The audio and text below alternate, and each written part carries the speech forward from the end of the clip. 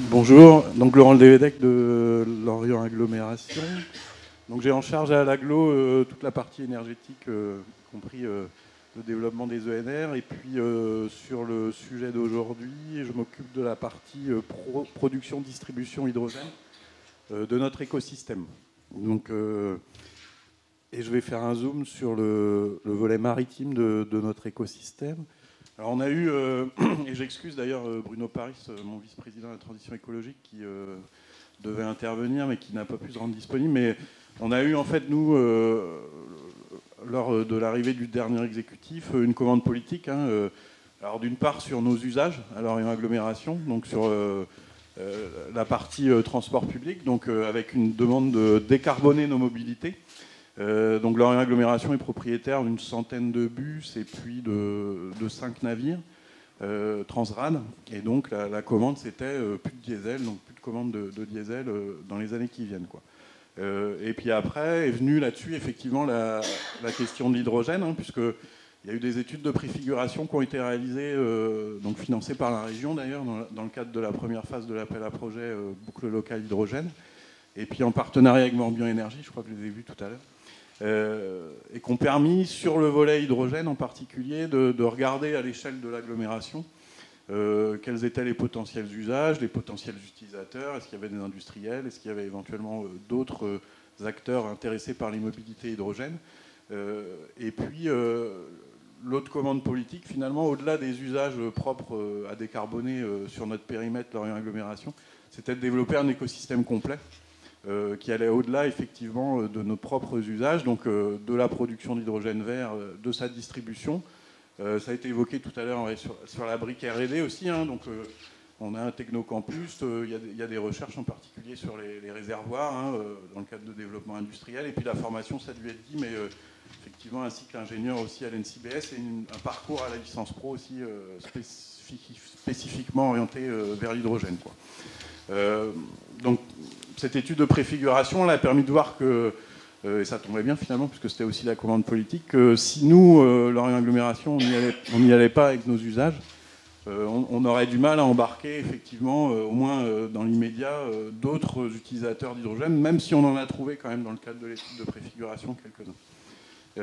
Et donc dans ce cadre-là, et sur le volet maritime en particulier, donc on a eu effectivement, alors on a aussi commandé 7 bus hydrogène qui arrivent cet été, puisque nos élus sont arrêtés sur un mix bio-GNV hydrogène pour nos bus. Je parlerai des bateaux après, mais comme j'étais limité en nombre de slides, c'est vrai que j'ai pas de slides sur les bus.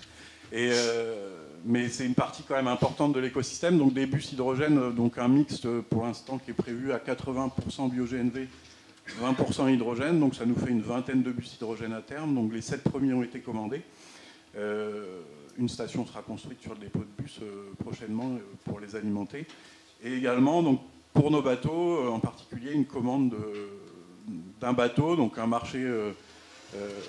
On a travaillé beaucoup avec des marchés Global Performance qui permet de lier en fait la commande du bateau et la lier à son exploitation pendant quelques années, d'avoir une garantie de performance et de disponibilité, en particulier dans le cadre contractuel de ces marchés-là. Donc ce marché-là, il est en cours, donc je ne vais pas m'étendre. Il sera notifié début 2023. Il embarque un sister ship, c'est-à-dire que si le premier fonctionne, potentiellement on achèterait un deuxième. L'idée, c'est de l'avoir à peu près à l'horizon 2025.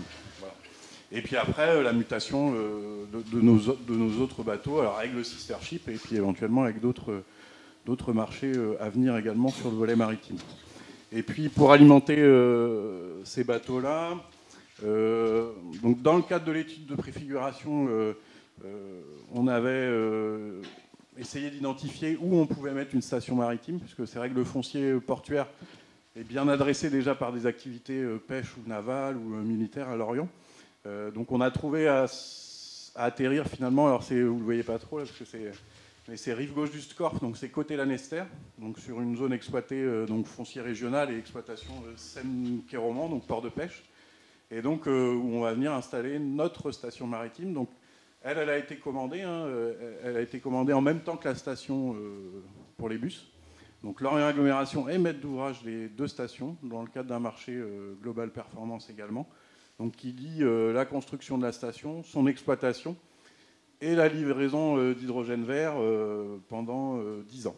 Voilà. Donc ça permet sur les 2 stations aujourd'hui d'envisager, donc la première qui va être construite, c'est pour les bus, hein, comme ils arrivent cet été, et on déclenchera la construction de la station maritime quand on aura eu la commande du bateau, puisqu'on a aujourd'hui une station un peu enveloppe, hein, bipression, avec effectivement, on s'attend à distribuer avec 2 bateaux jusqu'à 300 kg au jour. On essaye de rester, effectivement, c'est toujours un sport, hein, de rester sous les radars du corpus normatif français, en particulier sur les ICPE. Donc on va essayer de rester en mode déclaratif dans un premier temps pour éviter les dossiers d'autorisation trop longs qui ne seraient pas compatibles avec nos délais.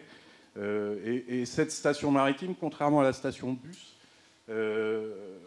sera ouverte à d'autres armateurs. C'est-à-dire, nous, on viendra, dans le cadre de l'exploitation de nos navires Transran, donc qui font du pendulaire entre les 2 rives, on viendra les alimenter 1 fois par jour, en gros, peut-être même un peu moins.